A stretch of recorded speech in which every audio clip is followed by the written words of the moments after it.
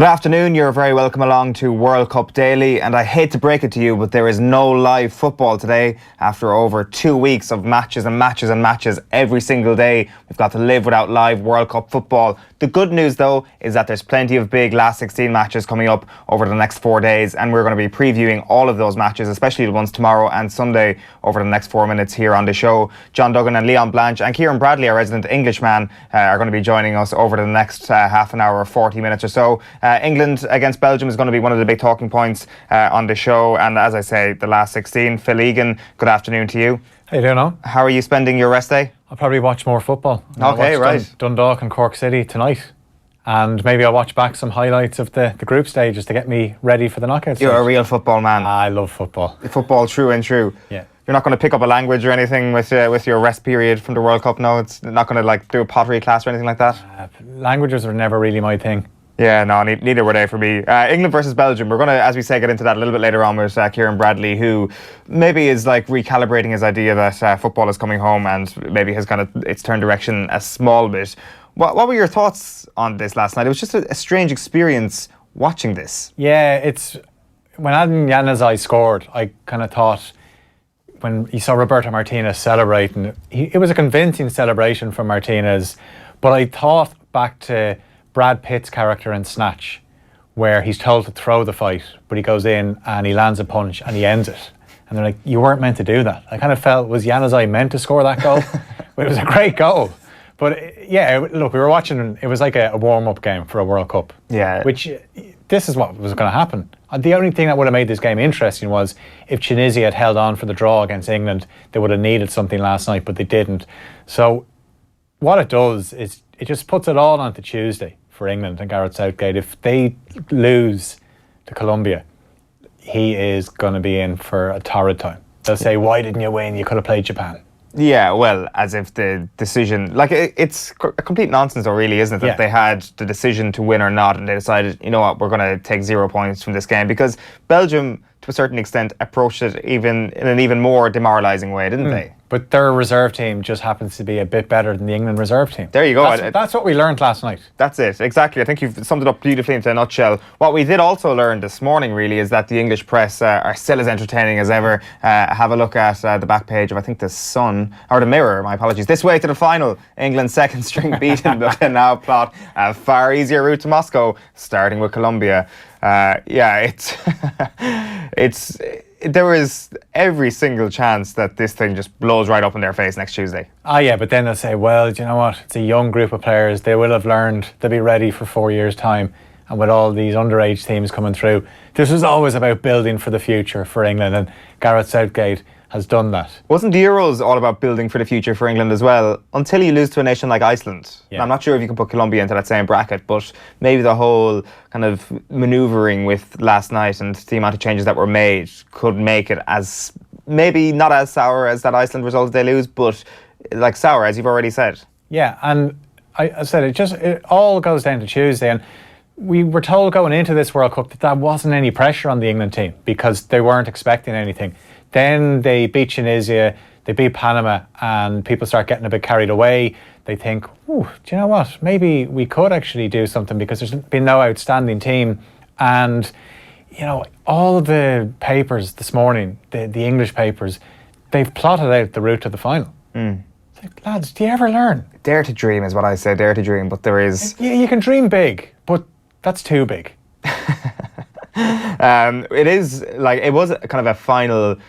It was a conclusion to the group stages, a great group stages, and it wasn't the finale it deserved. And we are going to go through our highlights from the group stages now, because there's a couple of different categories. I guess you could call it our mid-World Cup awards, and we're going to go through our best player, our best team, our best goal, our most controversial moment, and the biggest underperformers. We're going to get John Duggan's take on this in just a moment. But Phil, who's your best player so far? I mean, this is our first category of our 5 categories. Okay, for me it was toss-up between Coutinho and Modric. And I'd probably go for Coutinho, because obviously all the talk about Brazil has been Neymar, but Coutinho scored in the first couple of games, set up that great goal for Paulinho against Serbia. I think he's shown why Barcelona have paid all that money to get him off Liverpool. I've seen him play before, and I just love the way he plays the game. the balance he has. He's just an absolute natural. He's a joy to watch, and it's great to see him deliver on the biggest stage because, a couple of years ago he wasn't really getting a look into that Brazilian team. Yeah, I'm actually going to go with Coutinho as well for the best player so far. I was going to go Isco. Godin as well would have been another good option, but it's got to be Coutinho, and the reason why I think he's got a very good chance of becoming the Golden Ball winner, and the reason why I say that, and it's just a theory, like it's being a teammate of Neymar, so you need to do something good to impress Neymar, and by virtue of that put a lot of confidence onto yourself, because Neymar's like not throwing a tantrum, he's maybe giving you a thumbs up, he's maybe smiling in your direction. Yeah. And I'm sure he's done all those things to Philippe Coutinho, given how well he started. So that means the rich get richer when it comes to form in the Brazilian team. And Philippe Coutinho's confidence is sky high, you'd imagine, right now. He's like, Neymar is really impressed with me. Yeah. I can now go forth and conquer. Absolutely. If I've got Neymar's seal of approval, surely I get the award. Yeah, without question. So I think Coutinho is round approval so far. We'll get John Duggan's take, as I say, in just a moment. Your best team so far? Yeah, and I know we're going to talk about power rankings later in the programme, but my best team won't be top of the power rankings, but in the group stage, Croatia have impressed me the most. They were so good against Argentina, and Luka Modric is central to that. He's played all 3 games. I thought they'd actually rest him for the last game in the group, but they decided to play him and Perisic. But I just think they've been really good. There was they were in a bit of turmoil before the end of their campaign, and they obviously had to go through a playoff to get through. But they've been really impressive, and maybe we shouldn't be surprised given the talent they have. But now we're going to see what they can do, because all they're getting is our seal of approval after the group stage. There's no medals handed out for doing that. Yeah, well, we could do. I mean, we could go down and get a few trophies. We actually could call up Luka Modric there and say, would you give us a symbolic accepting of all the awards? We should do that. Your power rankings, by the way, are coming up later on. Phil Egan's power rankings coming up in and around 15 minutes' time. They've changed. Have they changed? You have knee-jerked. No question about that. Rip it all up. My team of the tournament so far is Brazil. It's a boring choice, but it's a natural choice. They've getting, like, it's just the graph of improvements, and the fact that they were very, very good the other night, with also while showing a few frustrating elements, it leaves you with a lot of hope that these guys are going to win the tournament if you've got money on Brazil, if you are Brazilian, if you just like Brazil. There is a lot of elements there that still need to come together, and they're still playing excellent football in patches, granted. Yeah. And the one thing that I think has actually worked really well in Brazil's favour is the fact that their 2 fullbacks are crocked. That's like, they've lost Dani Alves, obviously. Marcelo, we're not sure the extent of that injury. He's probably going to be back. Down to his mattress. Yeah. And I think that mattress could actually pay dividends for Brazil. Not because Filipe Luís is a better player than Marcelo. That is. But he doesn't go forward as much. He's just a little bit more. I guess he plays by the book a little bit more. He's more functional, which is something you need on that left wing, I feel, at Brazil. And I think that's something that they could look back on and say that worked out well. But the thing is, Marcelo could come back and play sensationally well and do brilliantly at the going forward and at the back. And I could be completely wrong about that. I just have a hunch that the Filipe Luís thing, he played really well when he came on the other day. And Fagner was excellent as well. Yeah, I think as well, I'm very surprised Firmino hasn't got a look in yet for a start, because Jesus, I know what he gives them, he tracks or he closes down defenders, which Firmino can do as well, but he looks really nervous when he is in good chances to score goals, and Firmino I think would be a better option there. Right, okay. Now that's interesting. We'll see if that'll actually transpire over the next couple of weeks. We're moving on to best goal. There's obviously a couple of obvious candidates. Who have you gone for? I've gone for Messi. And I've actually, before we came in, I was watching the goal back, and I watched it in all these different angles, and there's so much to admire about it. The ball from Banega is incredible. There was one angle actually where you see from behind Banega when he plays it, and Messi then comes into the shot, then you see the touch on the thigh, then the next touch with the left foot doesn't let it bounce, and then the finish with the right foot.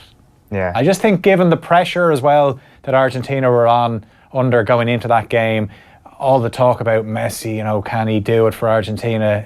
This could be his last chance at a World Cup, and then he comes up with that goal.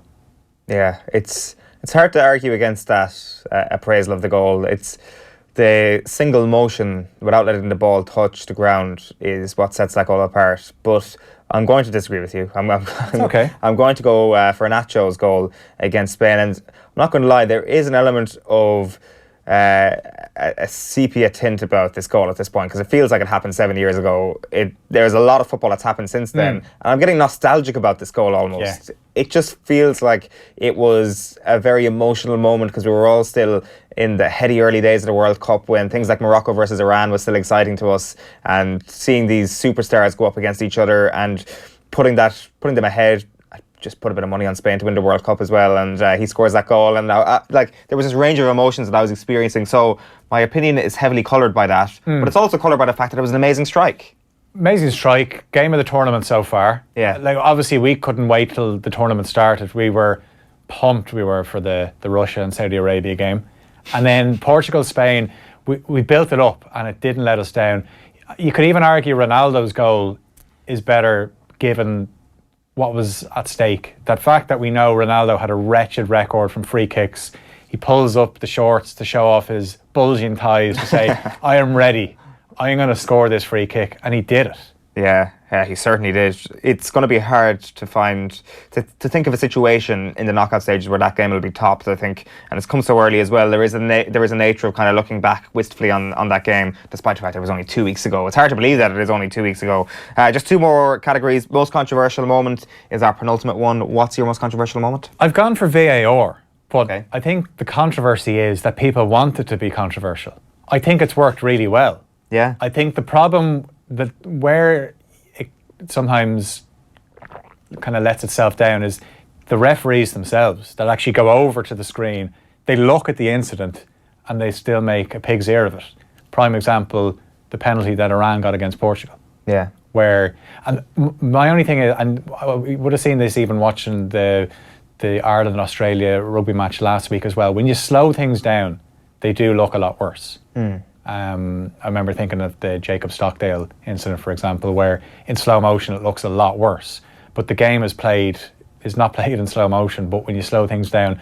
But I think it's been a success. I think even the Spain equaliser the other night, that was the perfect example of why VAR should be in. And South Korea.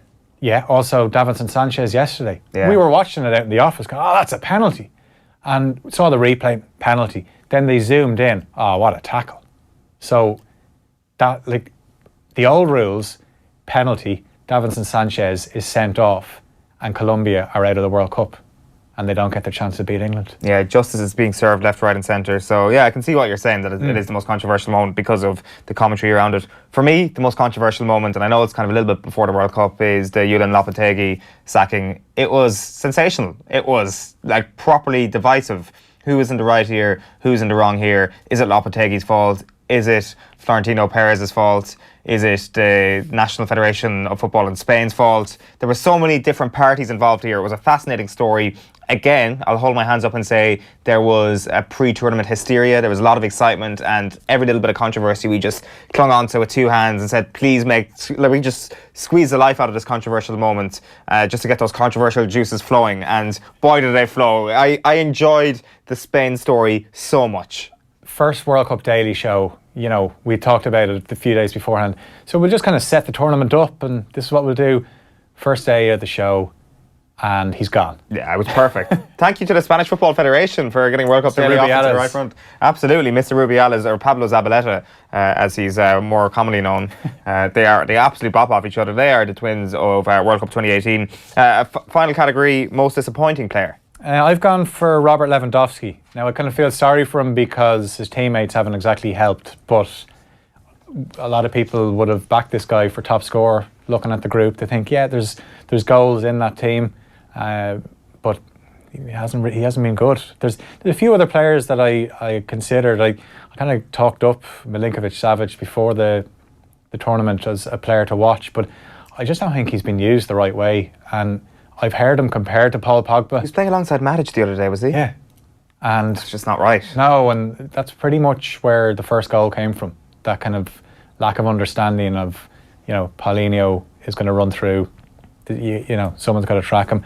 David De Gea could even get included on that list because good shout. I have such high hopes for him, and he had an absolute stinker against Portugal. Yeah, I've gone for Paulo Dybala, and it's nothing to do with him. It's to do with Jorge Sampaoli and not playing him, and Yeah, basically he's the best player in the tournament to have played as little minutes as he's played. It's as simple as that. He just hasn't played enough. He's played one match, and that was only a bit part role. It's for a player of his talent to be compressed in such a way is really frustrating to see. Yeah, and I just think it's very rudimentary ruling on most disappointing player. It's our version.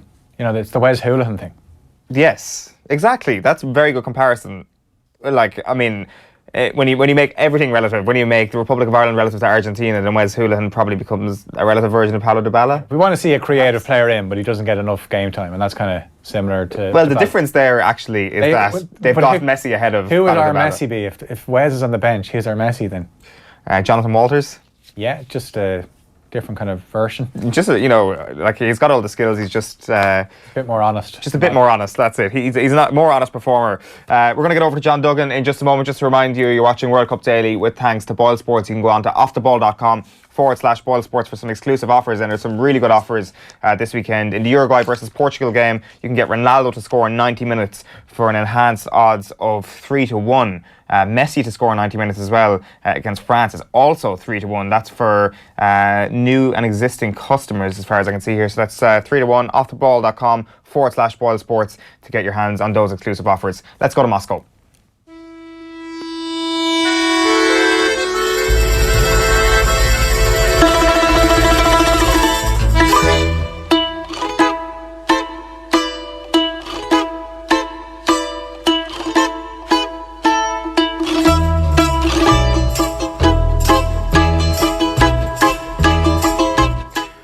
Good afternoon, John. What are you getting up to for your rest day? Eoin and Phil, well, I didn't sleep last night because I was at the airport all night, my comrades, and I'm trying to get some sleep now this afternoon. I mean, because I was trying to get back from Kaliningrad, and I eventually got back, as we saw, on Off the Ball AM with the red square piece I did. So haven't slept for 2 days. Wow. Well, we'll make this as painless as possible for you, John, and hopefully you don't say anything too outrageous, given how sleep deprived you probably are right now. Dublin for the All Ireland down, yeah. Just a quick one on Kaliningrad. We were chatting to you this time 24 hours ago. You hadn't really got a sense of whether England were going to be out in full force. Did you get the proper vocal Ingerland last night? I got a more England sense, Owen, than I did in Nizhny Novgorod. That was a bit more Dad's Army and Great Escape. This was a little bit more England. It was funny because I was looking around the stadium in Kaliningrad and where the flags were from. And as I said this in one of the previous shows, it's not Man United, it's not Chelsea, it's not Tottenham. It's all kind of provincial towns, and I think that a lot of support. Yeah, I think a lot of supporters of provincial towns kind of make England their thing. So you had Bradford City, you had Sheffield, you had Port Vale, Luton Town, Hull City, Huddersfield. I thought that was quite interesting. Chesterfield as well. You had the band out, but it was a little bit more England. I went up into the town centre in Kaliningrad, and they'd taken over the McDonald's. They had flags all pinned to the railings outside the McDonald's in Kaliningrad. So that was, but it was pretty relaxed, I have to say. It was pretty relaxed. I have to say that they haven't really gone into full gear yet, and I'd say a lot of them be trying to get out to Moscow now for the last 16 match against Colombia. John, I hope you didn't go all the way to Kaliningrad to eat McDonald's now. I hope you sample some of the local cuisine. I like the addition, by the way, the tracksuit top on the hanger. Yes, that's the USSR former training top. Obviously, it's been redesigned in kind of a nice cotton that I picked up last week in Nizhny Novgorod. But there's the blue training top they used to use when they were a decent football team. The USSR, great football heritage, won the Olympic gold in '56, European champions 1960, the semi-finals of the World Cup '66. They've done well to get to the last 16, but I think it'll all come to an end for Russia now on Sunday against Spain. But I was interested in your criteria there that you were going through at the top of the show. Yeah, let's go for it, John. I want to hear yours. Not too dissimilar from you. Luka Modric is my pick for best player so far, for the reason that Croatia now have been put in a fantastic position in terms of the bracket of the tournament. Modric is playing in a kind of a more advanced role that Dalic just put him in, and I think he's flourishing in that role, and he's really leading the team, especially given the problems he's had back home with that perjury case. So Modric, for me, given the draw they have now, Croatia, they could go far in the tournament to the midfield they have. But I put it out on Twitter the other night, like Coutinho should be definitely in the conversation for Golden Ball. So I completely agree with you, Phil, about Coutinho. Although what I'd say, lads, is by the end of it, we're having this conversation in a week, which I'm sure we will. I think we probably might be giving different names. First of all, because the team has been knocked out. But I think, people will say what they want. Seeing Neymar up close, Neymar is class. Neymar is something else up close. It's funny you should say that, John. We've had a comment in from Alan Burke on Twitter saying Neymar, useless show pony. I presume he's nominated Neymar for most disappointing player of the tournament. Nah, Neymar is class, and I think the more intense and on the line the World Cup gets, I think he's going to flourish even further.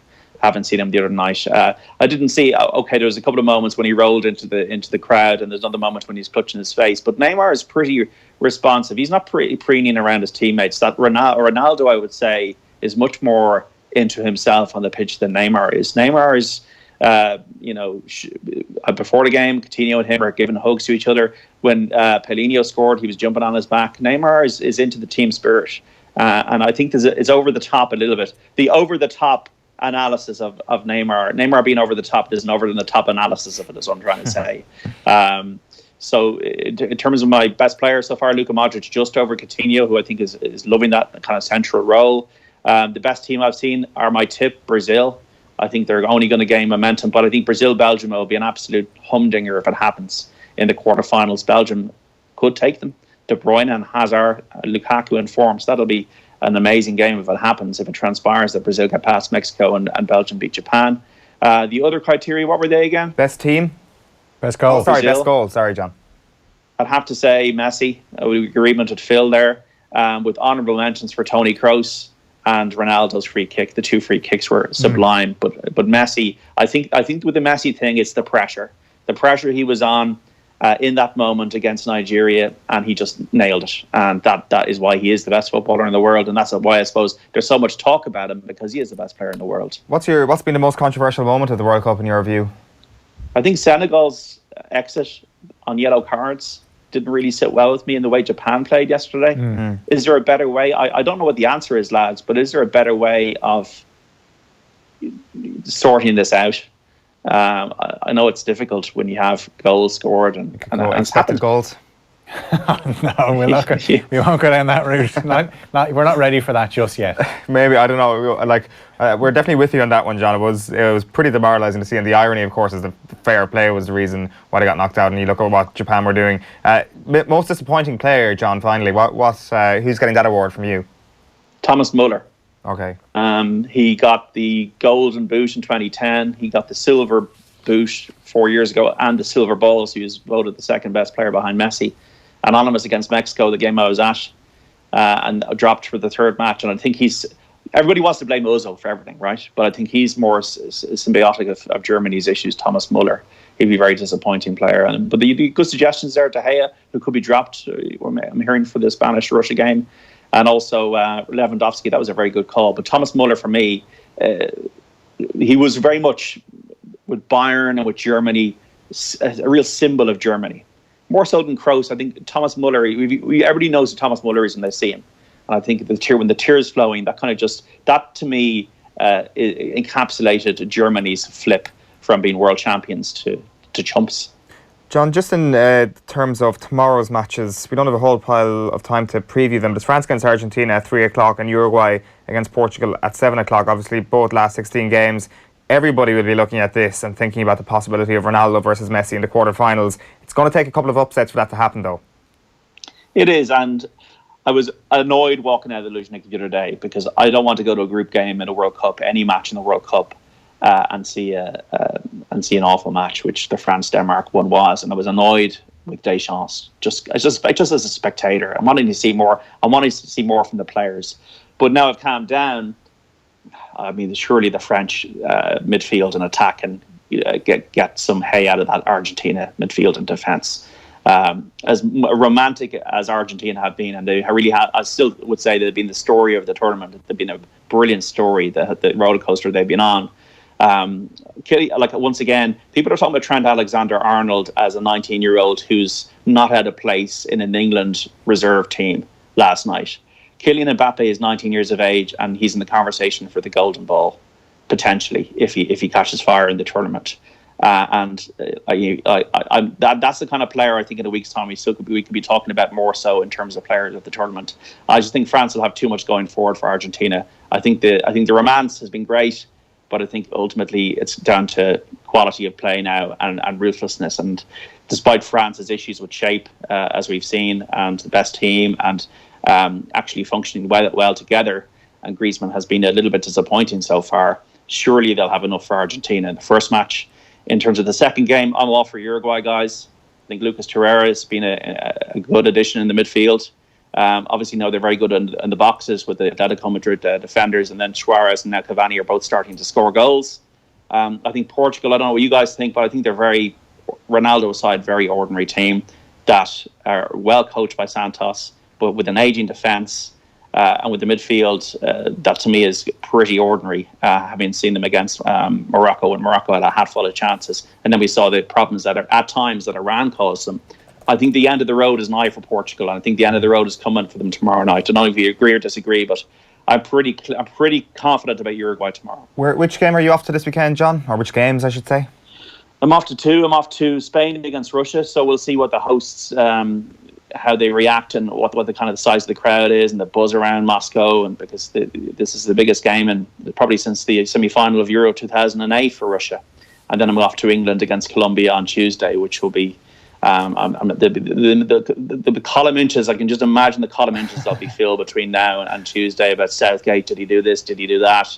Should this person get a chance? Should that person get a chance? Danny Rose is the only person I can see coming in. But I just can't wait for tomorrow. I just can't wait for France-Argentina. Whatever happens, just even the 10 minutes before the game starts, that we're into the knockout stage now. Having been over here, I'd only been at one World Cup game in my life before, which was Switzerland-Ukraine, probably the worst game in the history of football in 2006. But I was so excited, and I still have the ticket at home in pristine condition because I went to a World Cup game. I've been very privileged to go to 10 matches. The best one I saw was Germany and Mexico, which I just saw a tweet today. 215 million people watched that game around the world. Wow! And I think that's been the most watched game of the tournament so far worldwide, and that just shows how big a deal this is. And now we're into the serious stuff, lads. Now we're into the knockout stage, the last 16. The brackets are very strange; they're different. But from tomorrow onwards, there is no distractions. There's no more crack. Of course, we're going to have the crack, but it's really about soaking up that football into the mind, that nothing else will pervade that mind for the rest of the tournament. Yeah, it's business time, John. Enjoy the weekend's football, and we'll chat to you in World Cup Daily again on Monday. All right, lads, take care, enjoy your weekend, and enjoy the football. We will, of course, be chatting to John before he goes to England against Colombia on Tuesday. We're back live on Monday and on Tuesday from the later time of 12:30. Plenty more to come this afternoon, though. We're going to be chatting to Leon Blanche of BoyleSports in just a moment, giving you all the tips ahead of the weekend's action. Before that, though, here is John Giles speaking to Nathan Murphy on last night's Off the Ball, talking about VAR. Well, before the World Cup, I would have waited for the next World Cup to have it perfect, because the people who don't like it would be waiting to say, "Oh, it's in its infancy still." I think it's been brilliant. I thought it was very unfair the other day. Didi Hamann is a pal of mine, and Alan Shearer, I know, was against it before he even saw what it was about. That it was a bad day, one of the days the other day for VAR. There's no doubt about it. So this was the Spain, Portugal, Iran. This was the night of Iran-Spain. No, it was just the other night where the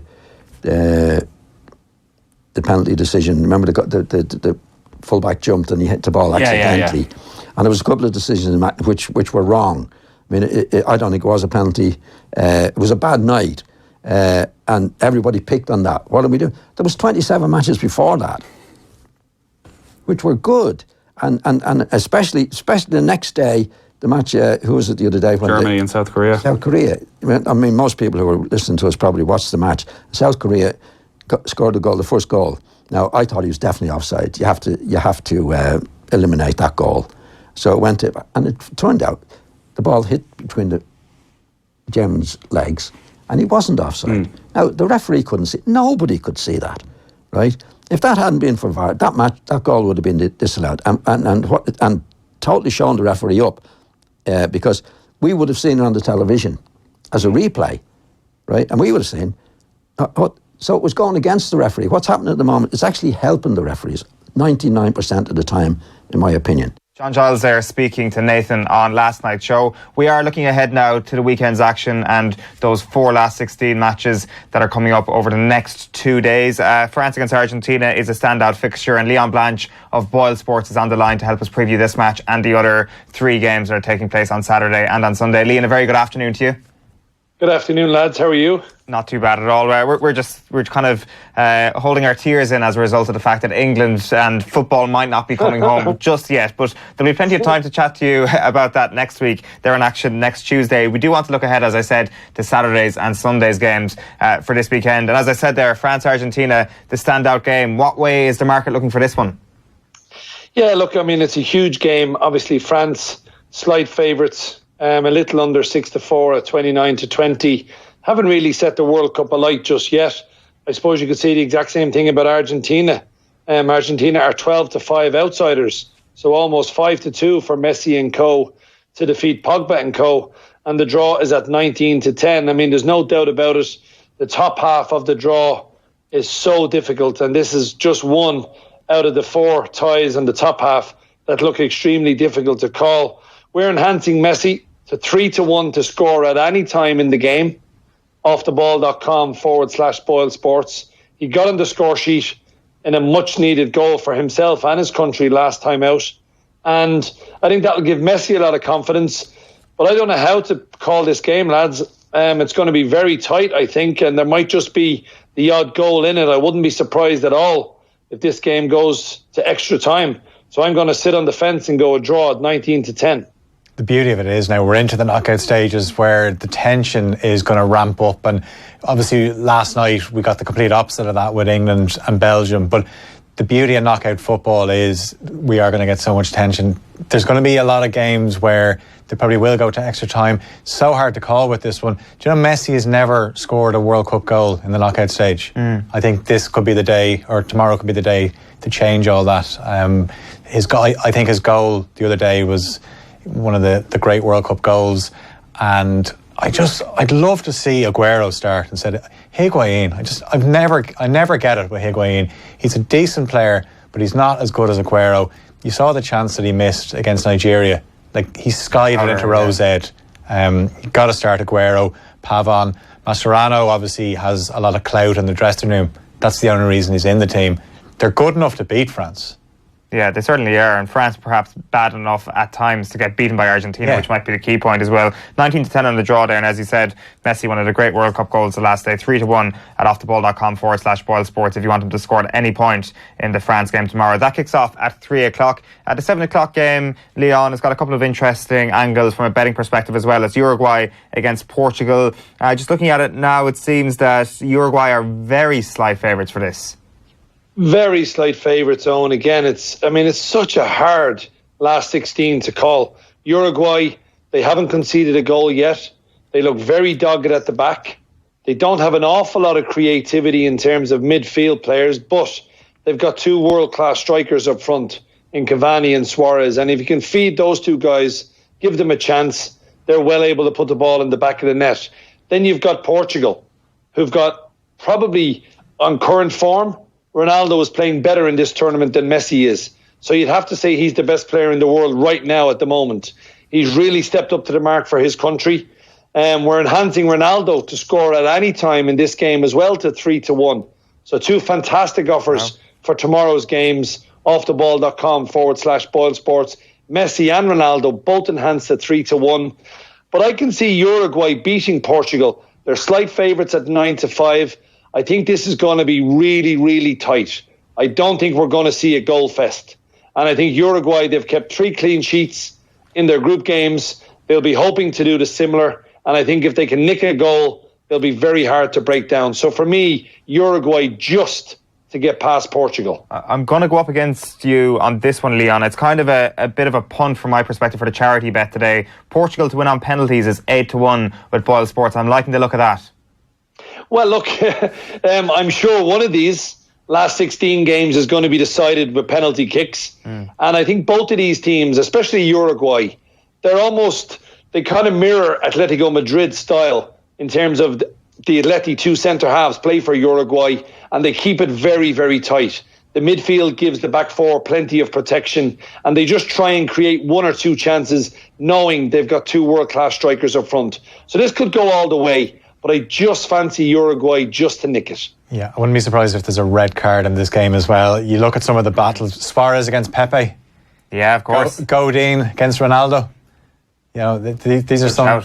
There's going to be a bit of messing going on. You know, these are two teams that will do what it takes. We saw what Portugal...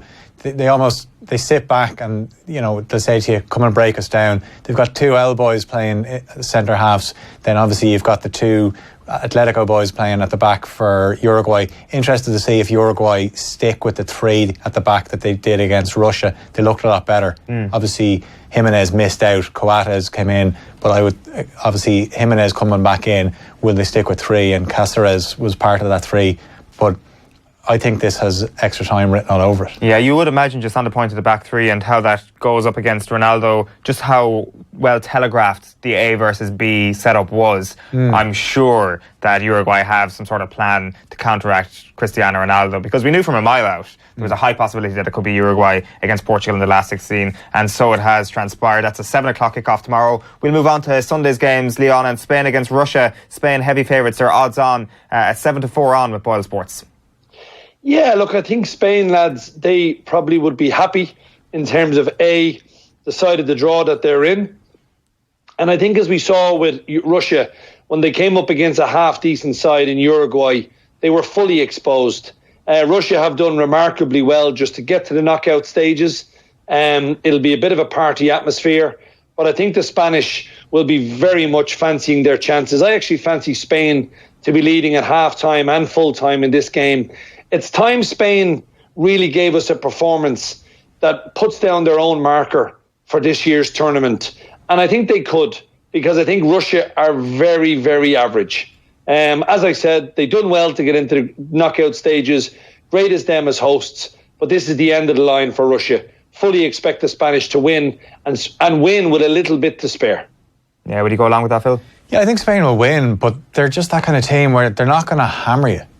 Now, I said that before Gdansk in 2012 and then we got played off the park. But I think that Russia actually could surprise a few of us. I'm not saying they're going to win, but they did rest players in that Uruguay game, and I just have a feeling they'll be full of energy. Yeah, if you are a conspiracy theorist or just believe in natural Russian energy, then it's 11-2 for the Russia win with BoyleSports for the 3 o'clock game on Sunday. The last one then, Leon, like there could be a shock in this one. Is Croatia against Denmark at odds of 4-1 you can get on Denmark, which seems rather large for any team with Christian Eriksen in it, but you would imagine the way Croatia have set up, the way they managed to counteract Lionel Messi, they'll be able to deal with the Eriksen problem on Sunday.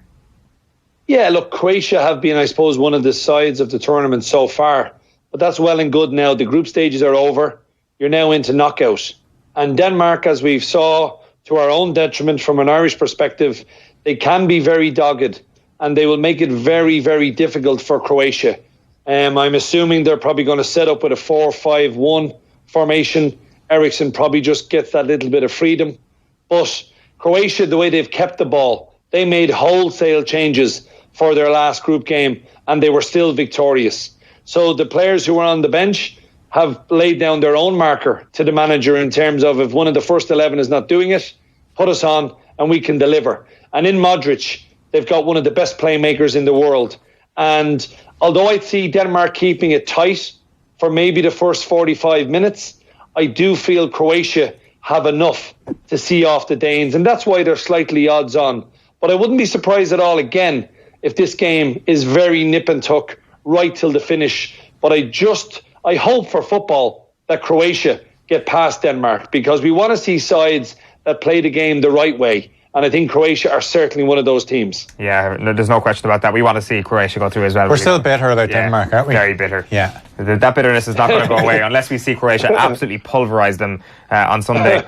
Leon, before we let you go, we want to get your take on the outright markets. Now that we are on a rest day, we've seen every team play 3 times, and the last 16 has been completely outlined. Brazil are favourites at 10-3, and in the Golden Boot market, Harry Kane is a favourite at 13-8. Yeah, look, I think Brazil, I suppose they're in the difficult half, but they seem to be gaining momentum. As we spoke on the show yesterday, they're 130. I think Spain at 4-1 now looking at their half of the draw. They'll be very happy who's on their side, and they'll be hoping that if they can beat Russia, they can just keep building and building and building. So they're second favourites at 4-1. Belgium, who of course will play Japan, you would expect they will win and win quite comfortably. They're third in at 13-2. And England, they're fourth favourites at 7-1, but I don't know. I mean, look, they're all talking about we've got a great road through now to the semi-final. They've got to get over Colombia first. Obviously, James Rodriguez would be a huge loss if he's not past fit for Tuesday's game, but I just can't see England winning this World Cup, even though they're fourth favourite at 7-1. Maybe I'll live to eat my words, but I just hope and think that England are not good enough to win the World Cup. The top goal scorer, Harry Kane, he is favoured at 13-8, but I'm going to plump for Romelu Lukaku, and the reason being, he's one behind Kane, but Belgium have got Japan and England have got Colombia. And I wouldn't be surprised at all if Lukaku can at least get one goal, if not two, maybe even three. He was rested for the English game. He'll be fully fit when they play Japan. And I think Lukaku at 4-1 does represent better value than backing Harry Kane at 13-8. Because I think England are up for one hell of a match against Colombia. Yeah, Romelu Lukaku, of course, John Duggan's tip at the outset of the tournament to be top goal scorer outright. Leon, Blanche, enjoy the weekend's football. We'll chat to you on Monday. All the best, lads. We are going to chat to Kieran Bradley about football and the fact that it's coming home over the next couple of weeks in the next slot. But before that, here's some more of John Giles from last night's show with Nathan. Started with Brazil, and I didn't think they played well in the first match, and I think they've improved in the two matches since. So I would go back to Brazil. Spain haven't been what we'd expect them to be, but they're through, so they might grow with it. The outsider has to be Croatia of the big team, because it was the best display against poor Argentina. Might come on a bit. Now that they've got over that particular manager's gone, I think they got through unexpectedly in the end, but they're there. What a transformation it would be if they beat France. Well, I don't fancy France. France haven't played well at all. Now, they were one of the teams I picked. Well, most people picked them, but they haven't done it. Germany are nowhere out. Didn't do it. So, what other big teams have we got? Yeah. What about Croatia on the side of the draw? So the way the draw has fallen, you basically, it seems, have Spain and Croatia are the two outstanding teams on one side of the draw, and everybody else, all the other teams expected to challenge, are on one. And it's looking like we may well end up with a Spain-Croatia quarter-final, which could be be one of the games of the tournament. Unless Spain some teams grow with the tournament, Nathan. We've seen it before. Italy, I think a few years ago, drew the first three matches or something. They wanted to coach home and they went on to win it. England, and their managed to go back a long time, drew the first two matches and then grew into it. So it's hard to know. I mean, Croatia have got off to a good start, and unless Spain improve, it could be a shock. Yeah. John Giles there speaking to Nathan on last night's Off the Ball. So Brazil is his tip to win the World Cup. We're joined by Kieran Bradley, our resident Englishman, to chat about who his tip is, and it's England. England are going to win the World Cup, Kieran. Well, lads, let me put it this way. We've had 3 weeks of unbroken sunshine in Ireland, and Germany are out in the groups. Anything is possible. Anything is possible. That's a good point. So what like last night was just a weird occurrence. So there's no point really dwelling on that too much. We've done it a lot all day. When you look at the route, are you like rubbing your hands together and thinking semi-final, or are you really afraid of Colombia, basically? In terms of Colombia, I don't really know what to make of them at the moment. I think with James, it's a very different situation than without. What I'd like to see is just England being actually up for all the games they're going into. I know it sounds like a truism, but actually I think this side of the draw that's the downside. If they come up against Switzerland, should they get through, or Sweden, it might be a little bit more difficult than getting yourself up for a kind of Brazil, Belgium, those kind of games. So that would be my main concern there. Yeah, there is still goals to the pass, though, which should give them enough of an impetus to actually go for these games and give them the goal forward that they might require. I don't think that's going to be an issue somehow. Yeah, I think really that ghost was kind of exercised with the win against Tunisia, actually, as I said before, just in terms of the players being on the pitch as they were. No, I think they're an accomplished group, and last night was a little bit difficult to draw any conclusions from because it was such a second string. And Southgate actually mentioned this in his press conference this afternoon, just in terms of... Yeah, what's he been saying?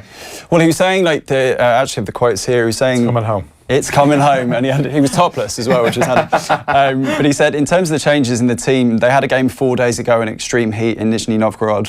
We could have played them again on Thursday, but earlier in the day you saw Colombia lose a key player, Japan lose a key player, and had Senegal gone through, they would have lost the key player too. So I think, look, it kind of feeds into what's always been said about Southgate, is that he's got an eye on the short term, but he's also got an eye on the medium term, and the long term, as we know, is something that he's kind of keeping in mind too. Yeah, he's a shrewd navigator, as I'm going to describe Gareth Southgate. Before we wrap up, let's have a check-in on Philip Egan's power rankings.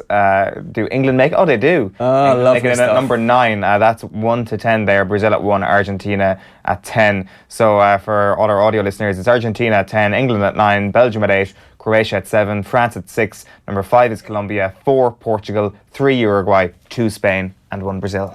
Okay, just to talk through the graphic again there, if we can get the graphic back up again, because I've got Brazil as 1, but France are actually 2. So it's going Brazil, France, Spain, Croatia, Uruguay, Belgium, Portugal, England, Colombia and Argentina, just hanging in there by their fingertips because of Marcos Rojo. Is that like a cultural difference that you read left to right and I read it's like Arabic? Yeah, the entire left side first. I thought football was universal language.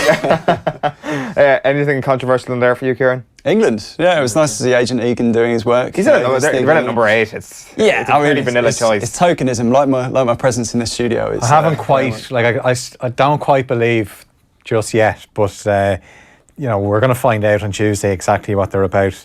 I was tempted to put Croatia a bit higher up, but I just wonder, have they done their best work in the group? Yeah, we were talking about this before. I mean, the fact that with some of the odds that we're looking at, Croatia are considerably shorter than England, which is, considerably longer, I should say, which is madness. They're a so much better team. It's a geographical market. There's a lot more money in this part of the world going on England, obviously, than Croatia. Speaking of the market, if you want to go on to offtheball.com/BoyleSports, there's some great exclusive offers for Off the Ball listeners and viewers indeed. Ronaldo to score in 90 minutes against Uruguay is now at an enhanced price of 3 to 1. That's also the same for Messi against France. If he scores a goal in 90 minutes, you can also get odds of 9 to 1. Phil and Kieran, thank you very much. We'll chat to you next week. We'll chat to you next Tuesday, no doubt, before England against Colombia, and we'll discover football is indeed coming home. The hurling show is coming up right now. It's at a delayed time of around 1:45, and Off the Ball is back on the radio, on News Talk and on social channels from 7 o'clock this evening. We're back on World Cup Daily next Monday at 12:30. We'll chat to you then. Bye bye for now.